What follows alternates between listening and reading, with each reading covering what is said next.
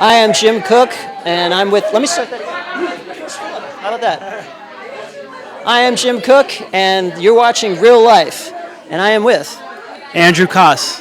And what's the name of your film? Zizi and Honeyboy. What were your responsibilities? I am the writer, the actor, and producer, and we have Doris Roberts in it, so it was her and I in the film. We were the leads in the film. What's it about? It's based on a New York Times best-selling author's life. He was really hot in the 90s. He was on all these shows. He was a trend forecaster, so he used to predict these trends in the news, and they would come to pass. And he predicted after 9/11 that we were going to lose in Afghanistan, and he was blackballed. I mean, he was on all these shows, Oprah and every talk show you could imagine, and then he was completely blackballed. So the story takes place from when his life has hit rock bottom, and the only person he has in his life is his aging, sage-like aunt, played by Doris Roberts, and she kind of rescues him from his darkest moment. So, what made you want to take on this story? Well, it's based on a book of essays, and when I read the book, I really connected with how rich the characters were and the dynamic of the relationship between Gerald, the main character, and his aunt, played by Doris. So that was, and the fact that I would be able to act and play this character as well. So those two things really, or what, inspired me. I was curious to know what was it inside you that made you think that you could play that particular role, because that sounds like a very unique character to play. So did you draw on any personal experience to become that character? Well, yeah. I mean, I think whenever I work from either some personal experience or some personal combined with imaginative experience.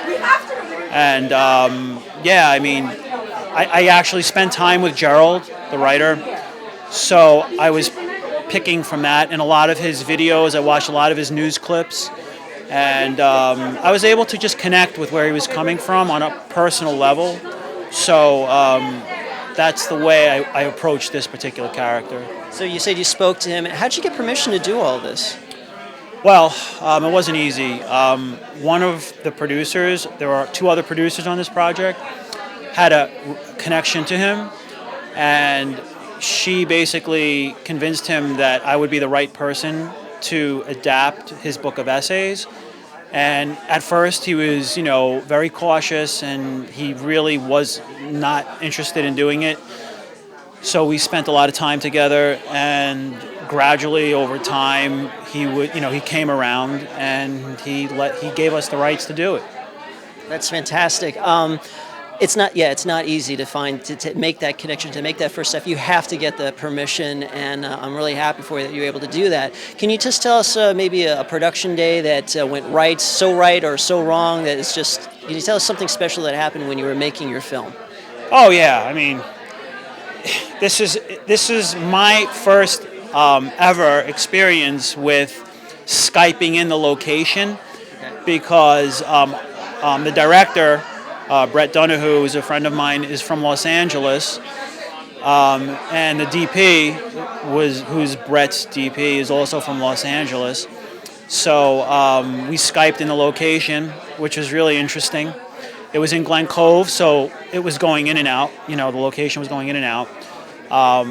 We shot in the middle of July, and it was really hot this one day, and we had these generators, and the lights went. So that was very stressful. However, the following day we shot in Manhattan, and it was right near Wall Street, and it went so great. I mean, it was so smooth. We actually finished a little early. Oh wow! Yeah, so you just never can tell.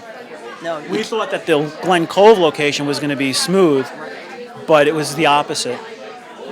Yeah, it is funny how that turns out. I'm curious to know, so is this the premiere, or have you circulated this film to other film festivals, and where else are you taking it? Yeah.